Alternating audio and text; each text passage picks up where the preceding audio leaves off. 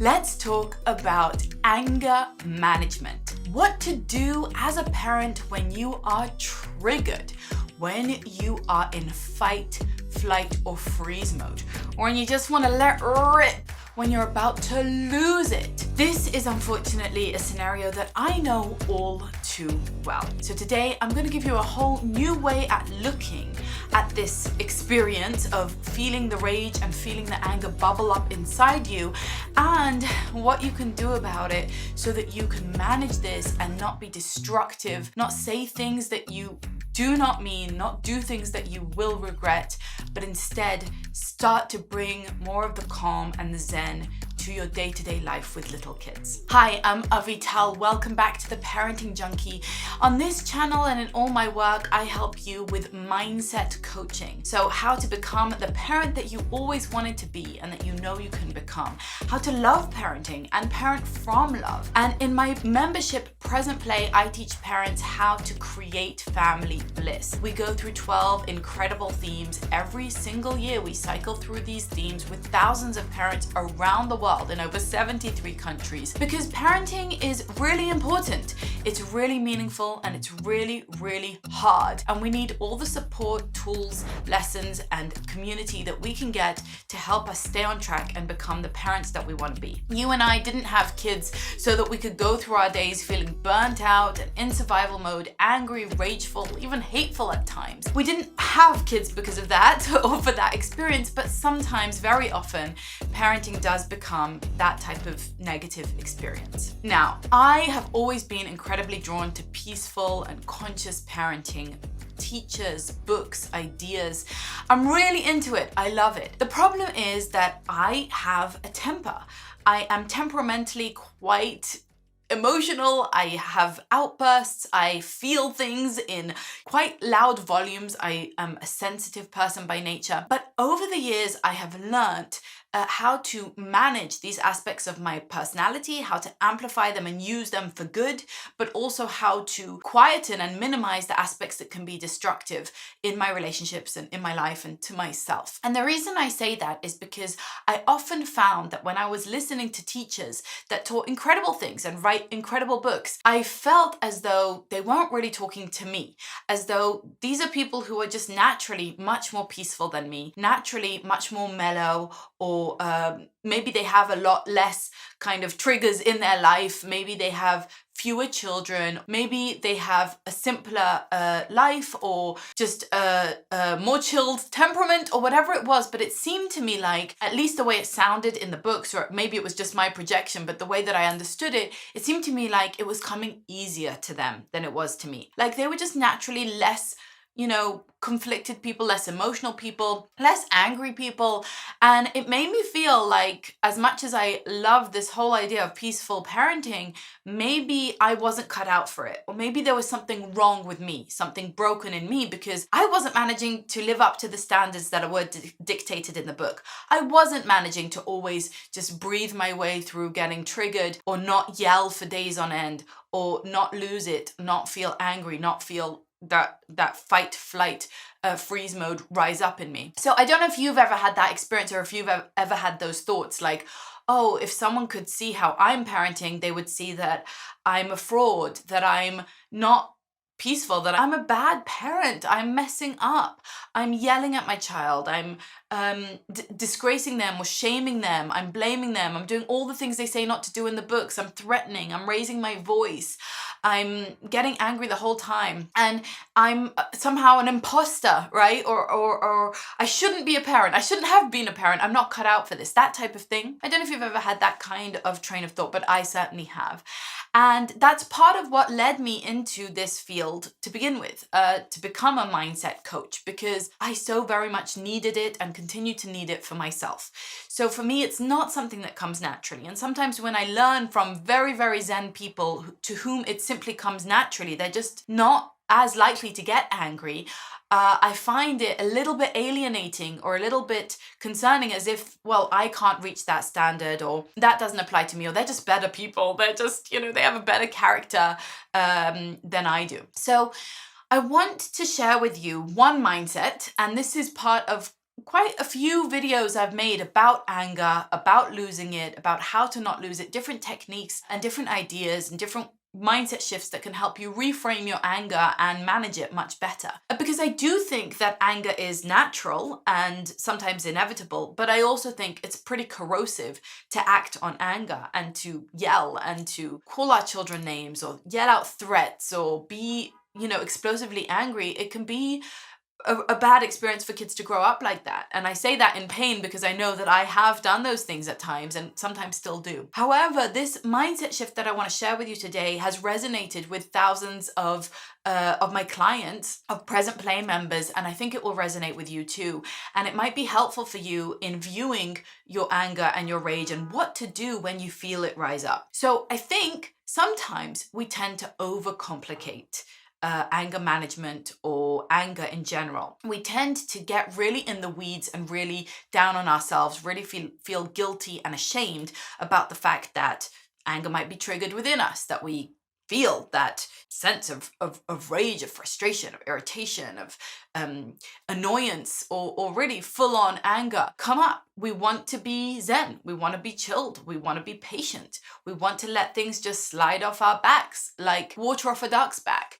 And then when we're not, when we're activated and when we're triggered, we feel hijacked. We feel like we're out of control. That out of control feeling of our bodies, of our voices, of our words, it's not a good feeling. It can lead to a shame hangover, right? The next day or the next minute when you kind of come to your senses and you feel like, what? Why did I say that? Why did I do that? Why did I throw that thing? Why did I yell? Oh no, the neighbors heard. Oh no, I just damaged my child, right? We feel ashamed, we feel embarrassed, we feel guilty. And that loop is very corrosive to our sense of self, to our day-to-day life, and of course to our children as well. Let's not pretend it isn't, right? It's disturbing to them to see us out of control, perhaps to see us in really scary behavior, right? Like making scary faces or doing scary things. That's not what we want in our homes. I'm sure if you're here on this channel, that's not what you want. And yet, let's face reality. Let's be real. It is what happens for many of us much of the time, especially when things are tough, when we're at home for days on end or weeks on end with our children, when we have very little help and support, when we are facing tough times in our marriage or in our finances or in our health. We're just on edge. We have less patience. We're more likely to lash out. And it gets ugly quick and it feels really bad inside. So today, rather than give you breathing techniques or specific mantras or ideas like that, I want to give you an overarching framework to think about anger in. And it's just one of many, but try this on for size and see if it helps you as it does help me. I have come to think of getting angry, of being triggered, right? Being in fight, flight, or freeze mode, very similar to being drunk. That's right, to being drunk. Getting drunk on alcohol. We all know what drunk people look like and behave like typically. And there's a whole host of behaviors, of results, of consequences, and a process that drunk people tend to go through. Some people get really drunk and some people just get a little bit tipsy.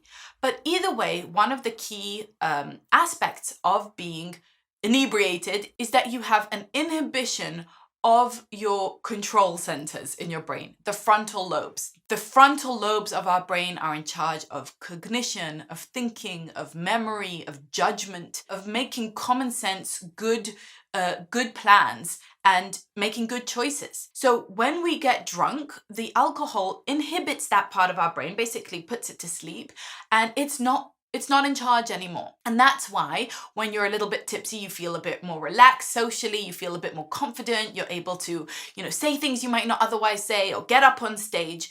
Or when you get really drunk, you completely inhibit any sense of good choices, of common sense, of being respectful, of making sense, of being grounded. And you start to do things that are really outside the realm of good judgment and outside your realm of memory. You often don't even remember what you did because memory is inhibited when you're drunk. When I say inhibited, I mean your frontal lobes are inhibited, but you might be completely uninhibited, right? It actually uninhibits all of our insecurities and all of our judgments and all of the things that hold us back from embarrassing ourselves, from humiliating ourselves, from putting ourselves and others in danger, from doing things that really might not serve our highest good.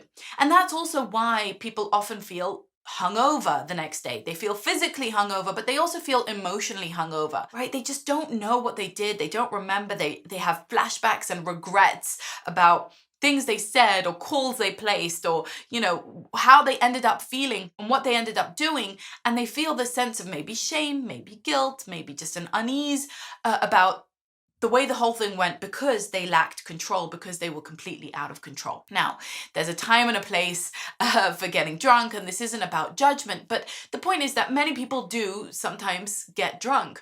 And the fact is that drunkenness happens. People drink alcohol. People uninhibit their prefrontal cortex, and there is a lot we know about that process and about how it works. And because we know about it, and because we know it's a fact of life, and because we know that people go for it, whether good or bad, we put certain boundaries in place around it, right? We know that people get drunk, and therefore we don't allow people who are drunk to drive. When you are drunk, you may not operate heavy machinery.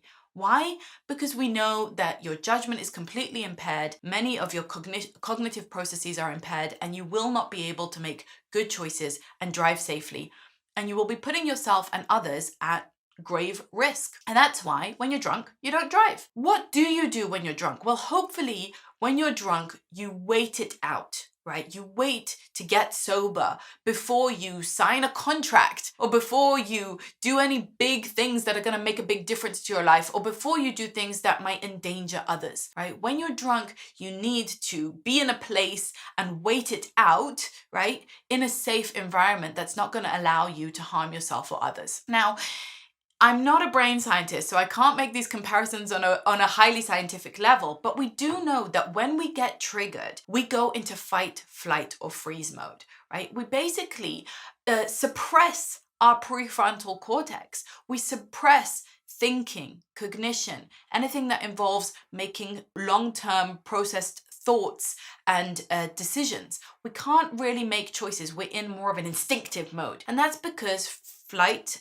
fight, or freeze mode is designed to get us out of a dangerous situation very quickly, to respond instinctively, right? Animalistically, not with our philosophical, value-based brains, but just with our gut instinct. So that if a tiger was standing in front of us, we would quickly run for it, climb up a tree, or fight them with fire, or do something dramatic and quick, and not start to think, well, what's the best plan of action?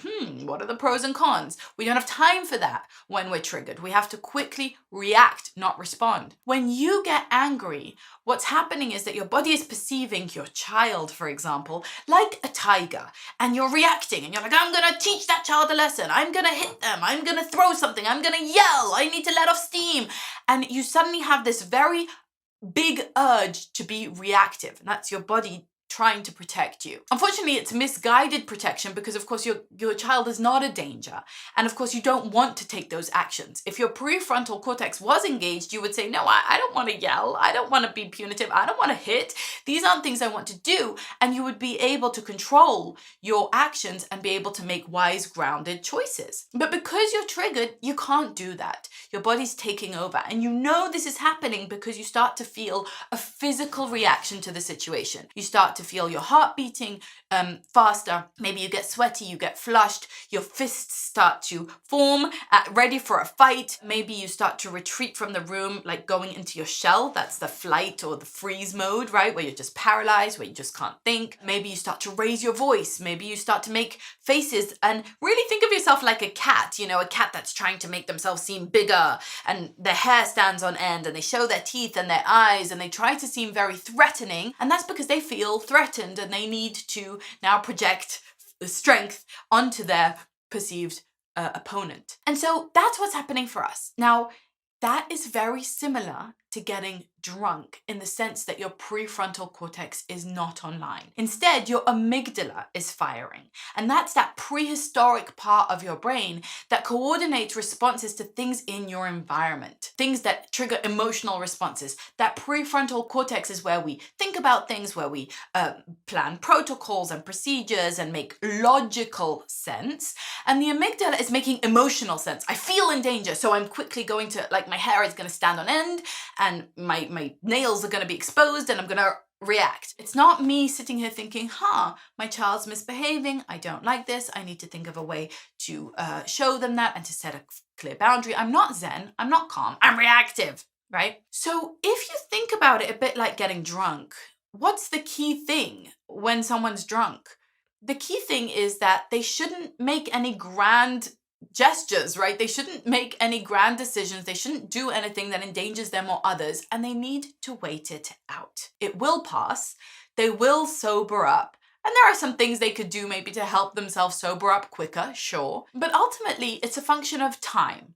As the body metabolizes the alcohol, as the body comes down from having all that alcohol in the blood, the prefrontal cortex re-engages, and we are once again inhibited by our judgment, right? We have better judgment, good judgment back online. Now, this is exactly what we want before making key decisions, right? Don't operate heavy machinery when you're drunk. So that's what I would say to you is when you feel yourself getting angry, and every time you feel yourself getting angry, I want you to realize that being triggered is something that passes. It's a chemical reaction in your body, and it does go through a wave and then it comes down. We don't stay very angry for very long. You might get angry again, for sure. And I want you to watch my other videos on this to help you learn how to address the core reasons for our anger. But what I want you to really take on board today is this idea of waiting for things to pass, of taking a break. The thing that I teach my children and try to teach myself is that when someone's angry, the key thing they need to do, the main thing they need to do is take a break. They need to not talk. Absolutely not the time for negotiations, for setting rules, for setting boundaries. It's not the time for discipline. It's not a teachable moment either for us or for our children. It's not a moment for communication. When I'm angry, I know I'm going to say things in a bad way. I'm going to phrase things in ways I'm going to regret. I'm going to do things that I don't like. I'm going to act out of the anger. And my key thing that I need to tell myself is if I'm angry, I gotta zip it, I gotta hold it in, I gotta move away, I gotta retreat from the situation and let that anger pass. Once it passes, I can think clearly again. Suddenly I will have my brain function back and I will be able to come back to the situation and think more in perspective, more in proportion, more in an appropriate way to a child and not to a tiger, and I will be able to handle it. Now, I know what you might be thinking. You might be thinking, but Avital, I need to respond in the moment. I need to discipline my child in the moment. And to that I say, do you? Maybe you don't. You know, I know we have this idea from the behavioral sciences, especially when it comes to things like dog training. We think that if a dog pees on the couch, you've got to kind of yell at them right there and then. Otherwise, you can't have a conversation with the dog later. You can't later say to the dog, Rex, I don't want you to pee on the couch, so please go outside to pee, and when you need to pee, please tell me, right? That's not going to happen later on. We need to react in the moment so that they have immediate negative reinforcement to what they've done, and they know that we were displeased. But the good news is that children are not dogs, and we can have conversations with them later on. We can tell them, right now, I need a break. But we are going to be talking about this when I calm down, because I want to come at this. I don't want to say things I'm going to regret. I don't want to be angry at you. I want to talk about this. I think it's really important. Definitely needs to be discussed and treated. And I don't want to ignore it, but I also don't want to operate out of anger. I think that's an amazing lesson to teach kids, right? That because this is so important, because I'm very unhappy with what you've just done, or because this is a situation that shouldn't repeat itself, I'm going to take the time to calm down so that I can actually react properly, respond, right, properly, rather than just react out of anger. This is something you can do for yourself and for your children too, right? When my child is angry and they're making demands, I want more screen time, I want more chocolate, she hit me, he said this. I say to them, that sounds like a serious thing that we want to talk about and figure out. We can't do it when you're angry. Take a break, let the anger pass. When we're all calm, that will be a fantastic time to have this conversation. I'm really happy to discuss this. I just can't do it when you're angry or when I'm angry. Neither of us are in our thinking modes. Neither of us have good judgment. We both need to calm down first. It's just a matter of fact thing. It's just like, I can't drive now because I've had a few, right? It's not a possibility right now. It's just not something I can do. I would put us all at risk if I did that. So I'm wise enough to know that I'm under the influence and therefore driving is not an option. Same too, I'm wise enough to know that I'm under the influence of anger, and so having a conversation right now is not an option. All I can do right now is minimize my damage, let it pass through me, metabolize it, digest it, let my levels get back to a normal level of judgment, and then we can solve this problem from a very healthy and excellent place. So to sum this all up, I don't want you to feel spirals of shame and guilt. I want you to realize that you will get triggered. It's a normal human response to triggers, to situations that upset us and worry us. There is a lot we can do to reframe our mind so that we get less upset to begin with. But once that process has begun chemically in your body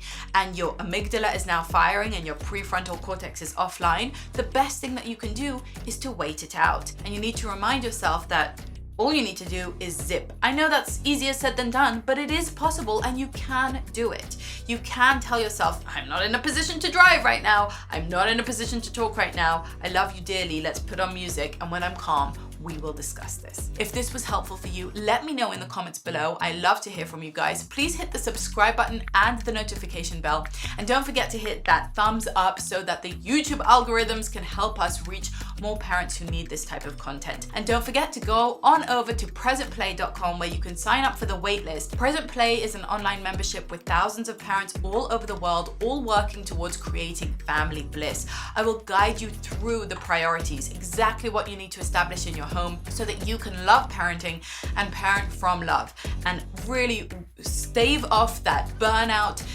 Make sure that you are in high energy, in full strength, very, very capable. We'll talk about handling parenting solutions. We'll talk about handling energy and self-care. We'll talk about design of your home, decluttering and minimalism, handling time, handling relationships and community.